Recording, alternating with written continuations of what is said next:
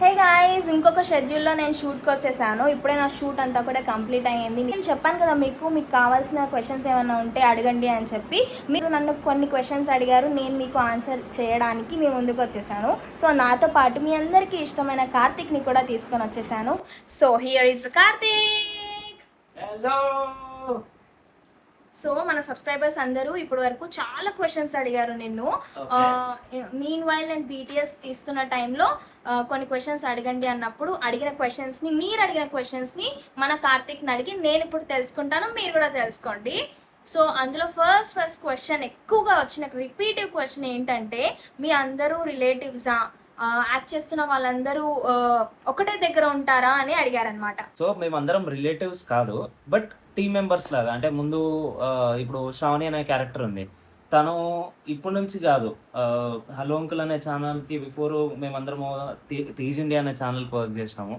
ఆ తేజ్ ఇండియా అనే ఛానల్ నుంచి తను మాతో పాటు ట్రావెల్ అవ్వడము, తనకు యాక్టింగ్ వెరీ ప్యాషనేట్, చాలా చాలా చాలా డీప్గా పర్ఫార్మెన్స్ చేస్తుంది. అలా గ్రాప్ చేసుకొని లోక్స్తా అలా గ్రాప్ చేసుకొని అక్కడక్కడ ఆనిముత్యాలు ఏవైతే ఉన్నాయో అన్ని డైమండ్స్ని కలిపి ఇక్కడ తీసుకొచ్చి ఈ తోటికోడలు అనే జర్నీలో అందరినీ ప్లేస్ చేసి అలైన్ చేసుకున్నాము. అండ్ ఈ రుషిత, ఈ సంధ్య అనే అమ్మాయిలు హలో అంకుల్ అనే ఛానల్లో స్టార్టింగ్ నుంచి వాళ్ళు చిన్న చిన్న షార్ట్స్లో యాక్ట్ చేయడము, అక్కడ నుంచి వాళ్ళ యాక్టింగ్ స్కిల్ని చాలా ప్రూవ్ చేసుకున్నారు. నేను ఇలా కూడా చేయగలుగుతాను, అలా కూడా చేయగలుగుతాను. సో బై దట్ అక్కడి నుంచి వాళ్ళకి ఇంత డీప్ డౌన్గా పర్ఫార్మెన్స్ చేసే క్యారెక్టర్లు పడ్డాయి ఈ సిరీస్లో. అండ్ ఈ కుందన అనే క్యారెక్టర్ తోటికోడలు సీజన్ 1 అయిన తర్వాత గ్యాప్లో కుటుంబ కథ అనే సిరీస్ చేసినాము. ఆ కుటుంబ కథ అనే సిరీస్కి నాకు ఒక వదిన క్యారెక్టర్ కావాలి. ఆ వదిన క్యారెక్టర్ ఎలా కావాలంటే అమాయకంగా ఉండాలి, పద్ధతిగా ఉండాలి, బాగా పర్ఫార్మెన్స్ చేయాలి. సో ఆ క్యారెక్టర్కి నాకు సుజ్జి బాగా సెట్ అవుతుంది అని అనిపించింది. సుజ్జి నాకు ఎలా అంటే నేను ఉంటున్న ప్లేస్కి చాలా దగ్గరలో ఉంటుంది తను. మా ఇంటి దగ్గరలో నాకు సుజ్జికి అవుట్ ఆఫ్ దిస్ ఈ ఫీల్డ్కి అవుట్ ఆఫ్ ఉన్న చాలామంది కామన్ ఫ్రెండ్స్ ఉన్నారు. అలా నాకు తిన క్యారెక్టర్ ఇంకా బాగా పెట్టవచ్చు, కంఫర్టబుల్గా వర్క్ చేసుకుంటుంది అని అర్థమైంది.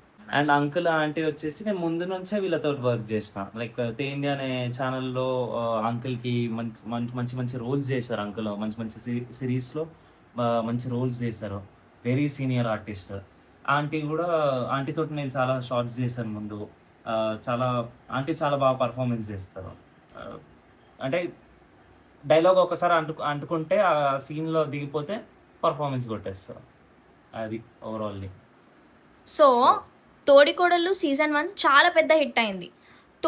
ఆల్రెడీ అంటే బాహుబలి 1 హిట్ అయిన తర్వాత బాహుబలి 2 స్టార్ట్ చేద్దామంటే కొన్ని గట్స్ కావాలి. అంటే ఆ ఎక్స్పెక్టేషన్స్కి మళ్ళీ రీచ్ అవుతామా లేదా అనే భయం అనేది ఒకటి ఉంటుందన్నమాట. సో తోడికోడలు సీజన్ 1 అయిపోయి హిట్ అయిపోయిన తర్వాత మళ్ళీ తోడికోడలు 2 స్టార్ట్ చేద్దాం అనుకున్నప్పుడు మీరేమైనా భయపడ్డారా? ఎందుకు? ఏ పాయింట్లో భయం లేకుండే, ఒక్కటే ఫిక్స్ అయ్యండి. తోటికోడలు ఏదైతే ఉందో సీజన్ 1, ఆ సీజన్ 1 అంత పెద్ద హిట్ కొడుతుంది నేను ఎక్స్పెక్ట్ చేసిన. 80% హిట్ గ్యారంటీ అనేసి ఫిక్స్ అయినా. ఇంకా 20 ఆడియన్స్ అయితే చాలా దేవుళ్ళు డీప్ ఇచ్చేసారు. దాని తర్వాత నేను గ్యాప్ తీసుకున్నాను ఒక 6 months. చాలా డీప్గా కూర్చొని ఎక్కడ హిట్ అయింది, ఎందుకు హిట్ అయింది, జనాలకి ఏం కావాలి, అన్నిటినీ చాలా నీట్గా అలైన్ చేసుకొని ఆ 6 months కాన్సన్ట్రేషన్ మొత్తం తోటికోడల పైన పెట్టండి. అందుకే సీజన్ 1 22 ఎపిసోడ్స్ అయితే సీజన్ 2 ఏకంగా 100 ఎపిసోడ్స్. 100 ఎక్కడ, 22 ఎక్కడ? ఈ 100 ఎపిసోడ్స్ కథ కావాలంటేనే మీరే ఇమాజిన్ చేసుకోండి. 3 minutes of each episode. 3 into 100 300 minutes. అంటే ఎంత లాంగ్ అది? 300 minutes. 300 minutes అంటే ఇప్పుడు 100 ఎపిసోడ్స్ అన్నప్పుడు ఆల్రెడీ ఇన్ని మినిట్స్ కష్టపడి మనం షూట్ చేసి తర్వాత ఎడిటింగ్ ఎవ్రీథింగ్ అంతా ప్లాన్ చేసుకుని ఫుల్ ప్యాక్తో ఈ రోజు ఎపిసోడ్ పడాలి, ఈ రోజు ఈ బ్యాంక్ పడాలని మీరు రాసుకుని తీసుకుని అందరి ముందుకు వస్తున్నా కూడా రోజుకి 2 episodes కావాలని అడుగుతున్నాం మన సబ్స్క్రైబర్స్కి. మనం ఏం చెప్పగలం? 2 episodes అంటే మీకే ఎట్లుంటుంది తెలుసా? అది ఇది అయిపోయిందా అంతే. అంటే మీకు ఆ క్యూరియాసిటీ, దాంట్లో ప్రతి షాట్లో ఒక అర్థం ఉంటుంది, ప్రతి షాట్లో ఒక మీనింగ్ ఉంటుంది, లైఫ్లో లెసన్స్ ఉంటాయి. ఎలా ఉండకూడదు, ఎలా ఉండాలి, ఎవరిని నమ్మాలి, ఎవరిని నమ్మకూడదు, మనుషులు ఎలా బతకాలి, ఆ రిలేషన్స్ ఏంది, ఇంత రియాలిటీ. డీప్గా రియాలిటీ, ఇవన్నిటికీ ఇంత డీప్ మీనింగ్ ఉన్న సిరీస్ రోజుకు 2 ఎపిసోడ్లు పెట్టినాం అనుకో, ఆ అయిపోద్దిలే అన్నట్టు మీకే అనిపిస్తుంది. అదే వన్ ఎపిసోడ్ పెట్టినాం అనుకోండి, మీకు కూడా బాగుంటది. ఒకవేళ మీకు అంత ఓపిక లేదంటే మీకు ఇంకో ఆప్షన్ కూడా ఉన్నది. 1 వీక్ చూడకండి, 1 వీక్ డైలీ ఎపిసోడ్స్ చూడకండి. ఒకటేసారి ఆ 1 వీక్ మొత్తము నేను 10 ఎపిసోడ్స్ చెప్పిన ఒకటేసారి రిలీజ్ చేస్తున్నాను అదే ఛానల్లో లాంగ్ ఫార్మాట్లో, దాంట్లో చూడండి. బట్ రోజుకి ఒకటి పెడితేనే మీకు ఆ ఫీల్, ఆ ఈజ్ బిల్డ్ అవుతుంది. లేకపోతే అది పోతుంది, రైట్ వస్తుందిలే అన్నట్టు అవుతుంది. సో అందుకే కదా నెక్స్ట్ టైం అవుతుంది అనే థింగ్ బాగుండాలి కదా. అండ్ ఇంకొకటి, అసలు విష్ణుకి ఈ స్టోరీ రాయాలని అసలు ఎక్కడి నుంచి ఇన్స్పిరేషన్ వచ్చింది? అసలు మీరేమైనా రిలేటెడ్ దీనికి? ఎవరి స్టోరీ ఇది అని అడిగారు అందరూ. నాకు చాలా చాలా చాలా చాలా ఇష్టమైన పర్సన్, నేను చాలా నా లైఫ్లో చాలా ఇంపార్టెంట్ పర్సన్. వాళ్ళ లైఫ్లో ఇది చాలా డీప్ ఎక్స్పీరియన్స్ అయ్యారు.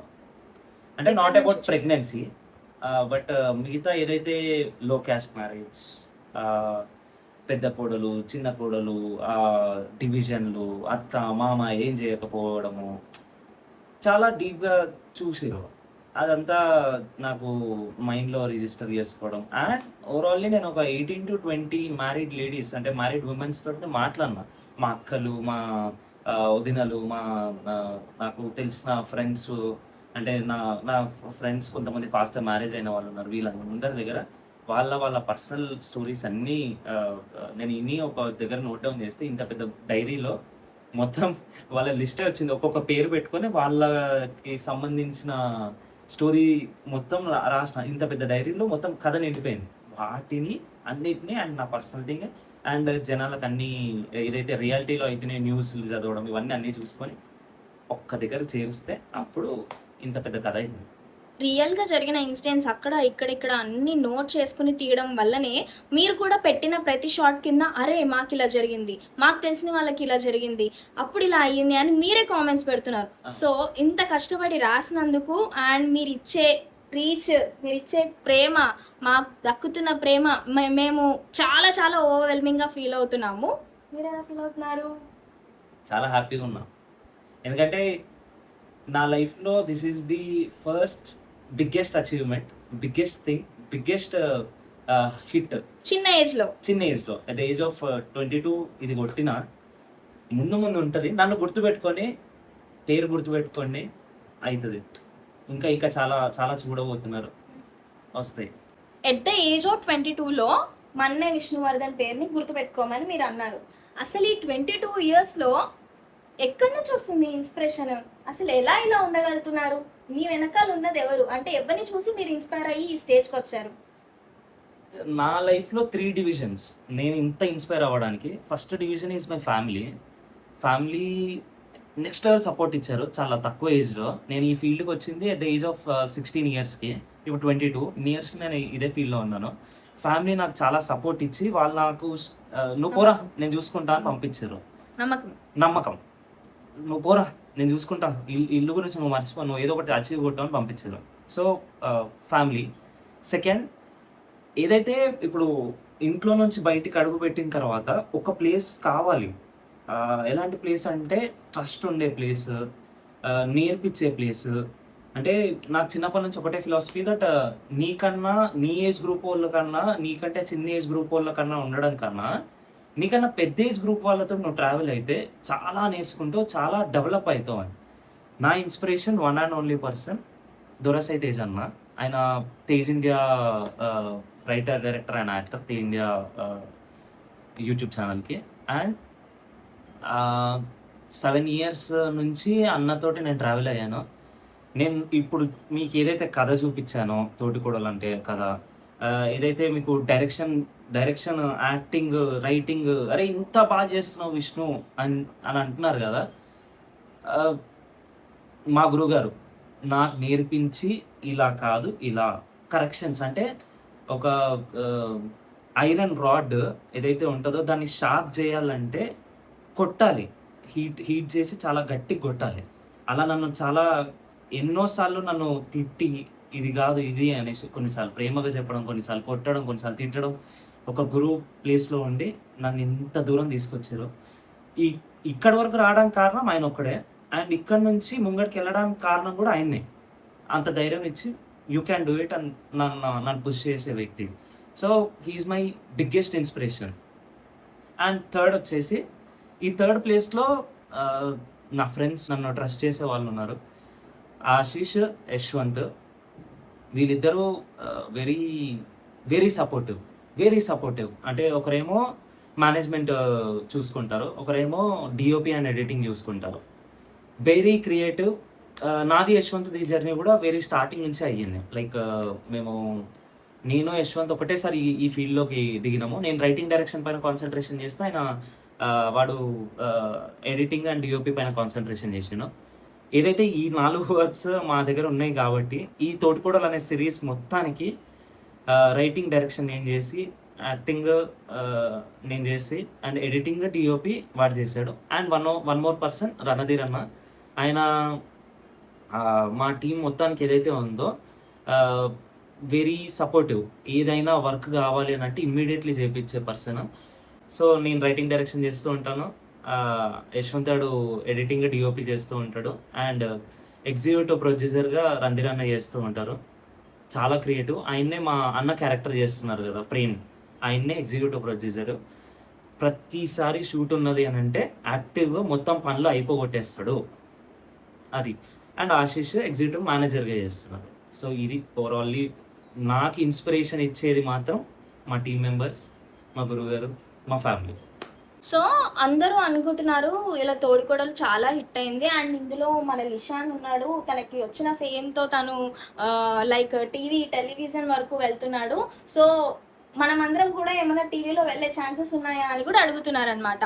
సో దాని మీద మీ ఒపీనియన్ ఏంటి? చాలా హార్డ్లీ వర్కౌట్ చేస్తున్నాం దాని మీద.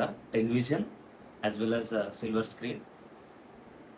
టైం పట్టొచ్చేమో, బట్ మీ ప్రేమ మాకుంటే తప్పకుండా తొందరగా వచ్చేస్తాం. ఒకటే ఏంటంటే మర్చిపోకండి మమ్మల్ని. ఈ వ్లాగ్ పెట్టేసరికి షార్ట్స్ లో మీకు తెలిసిపోయి ఉంటుందో తెలియకపోయి ఉంటుందో మాకు తెలియదు, కానీ మీ అందరు అడిగిన క్వశ్చన్, శ్రావణి మంచిదా కాదా? శ్రావణి మీ సైడా ఆ సైడా? యాక్చువల్లీ అది నేను ఇప్పుడు చెప్పిన, ఒకవేళ ఇప్పుడు రిలీజ్ అయిన తర్వాత ఈ వ్లాగ్ వచ్చింది అనుకో, అది నేను చెప్పినా కూడా మీకు అర్థం కాదు. లైక్ ఆల్రెడీ చూసేసి ఉంటారు కాబట్టి. ఒకటే ఏంటంటే ఎవరిని నమ్మకూడదు, అలానే నమ్మకుండా వదిలేయకూడదు. నమ్మకం ఇచ్చిపుచ్చుకోవాలి, ఇచ్చిపుచ్చుకుంటేనే లైఫ్ అనేది ముంగడిపోతుంది. సార్ ఏం చెప్పారు సార్? ఆక్ లాగా ఇది మళ్ళీ బ్యాక్ వెళ్ళి మొత్తం చూడు. ఇది మాత్రం 100%. ఇది ప్రతి లాజికల్ థింగ్. ఇది నమ్మకం. ఓకే. సో నేను అన్ని క్వశ్చన్స్ కవర్ చేశానా లేదా అని ఆలోచిస్తున్నాను. అప్పుడే గుర్తొచ్చింది, ఒక దానిలో కార్తీక్ అంటారు, ఒక దానిలో విష్ణు అంటారు. అసలు నీ అసలు పేరు ఏంటి అని కొంతమంది అడుగుతున్నారు. అసలు పేరు ఏంటి? అసలు పేరు మన్నే విష్ణువర్ధన్. చిన్నప్పుడు నాకు మా మమ్మీ వాళ్ళ సైడ్ ఉంటుంది కదా, మమ్మీ వాళ్ళ సైడ్ ఒక పేరు, డాడీ వాళ్ళ సైడ్ ఒక పేరు. సో మా మమ్మీ వాళ్ళ సైడ్ నన్ను కార్తీక్ అని పిలిచేవారు. మా పిన్ని కానీ, మా మామ కానీ, మా మమ్మీ సైడ్ చుట్టాలందరూ. సో అట్లా కార్తీక్ అనే పేరు నాకు ఇష్టము. యాక్చువల్లీ అందరూ ఏమంటారు అంటే నీ ఫేస్కి కార్తీక్ అనే పేరు సెట్ అవుతుంది అని అంటారు.